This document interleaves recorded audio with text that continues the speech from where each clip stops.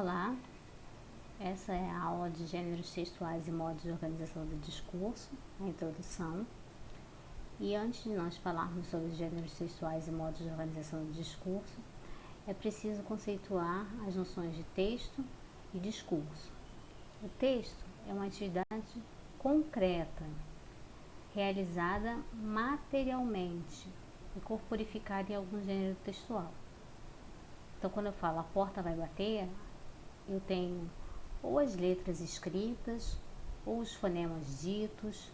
Então eu tenho algo concreto, realizado materialmente. Eu tenho a materialidade daquilo que está sendo escrito ou dito. Agora, o discurso é aquilo que um texto produz ao se manifestar em uma situação comunicativa.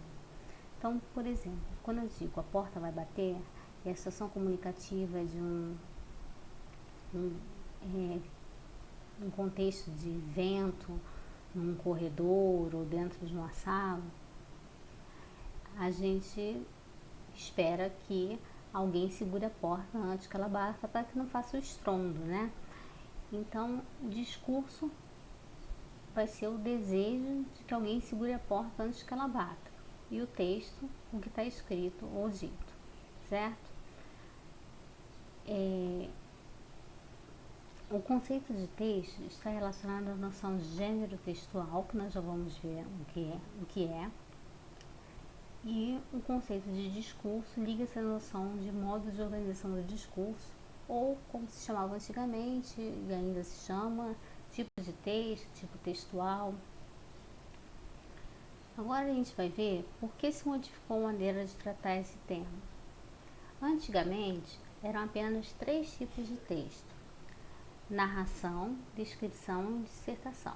Então, quem estudou um modelo mais antigo viu somente esses 3 tipos de texto: a narração, a descrição e a dissertação. Aí já havia uma necessidade de mostrar que a dissertação ela podia ser de 2 formas: argumentativa ou expositiva. Aí dizia texto dissertativo argumentativo, texto dissertativo expositivo. Então, para que isso ficasse claramente exposto, se dividiu de fato a argumentação da exposição. Então, se criaram em lugar de um, se criaram 2 tipos de texto. E se observou que aqueles textos instrucionais, né, como o modo de fazer alguma coisa, a receita para se fazer alguma coisa, eles não eram contemplados entre os tipos textuais. Então se adicionou a injunção a esses tipos de texto, a esses modos de organização do discurso. E a conversação, que é o discurso direto, né? A troca de discursos diretos, um fala, o outro responde, o outro continua falando e respondendo. Essa troca, né, entre dois ou mais falantes também não era contemplada entre os tipos textuais, entre os modos de organização do discurso.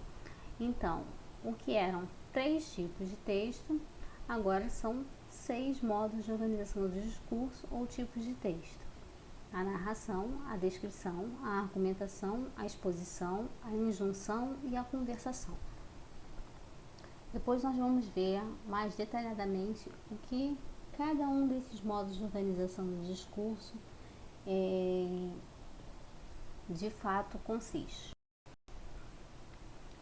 Além disso, se modificou porque antigamente não se trabalhava a noção de gêneros textuais. Então, o que isso acarretava?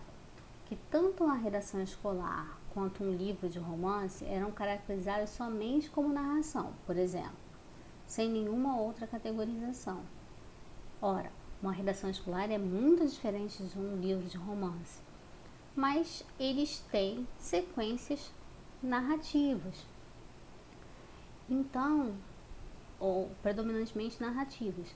Então, era importante mostrar que se tratavam de modelos diferentes, ou seja, gêneros textuais diferentes, e não simplesmente de uma sequência narrativa.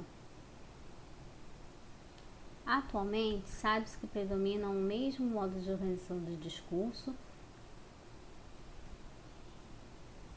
Desculpa, está errado aqui. Predomina o mesmo modo de organização do discurso, tanto em uma redação escolar,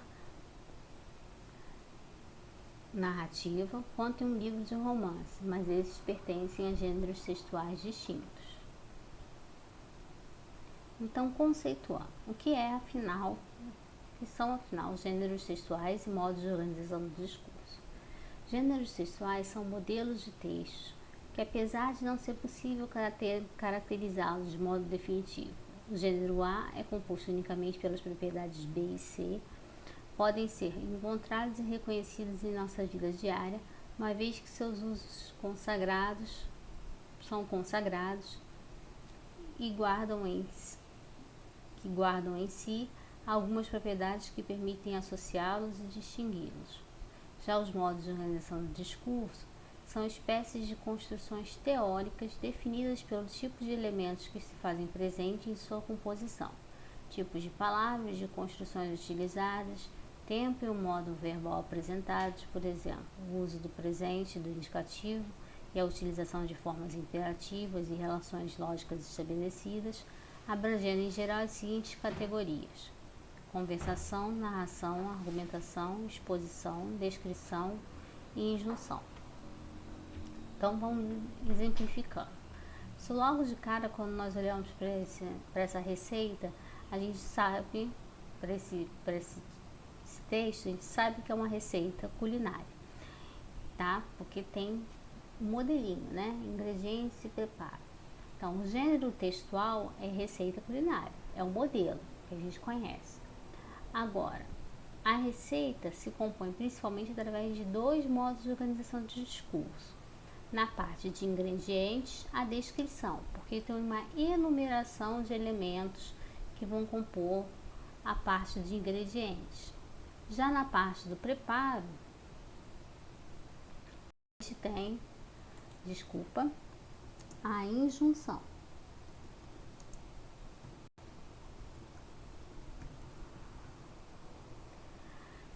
Bom, espero que vocês tenham entendido essa primeira parte. A diferença entre gêneros textuais e modos de organização do discurso. A gente continua com o tema no próximo vídeo. Obrigada!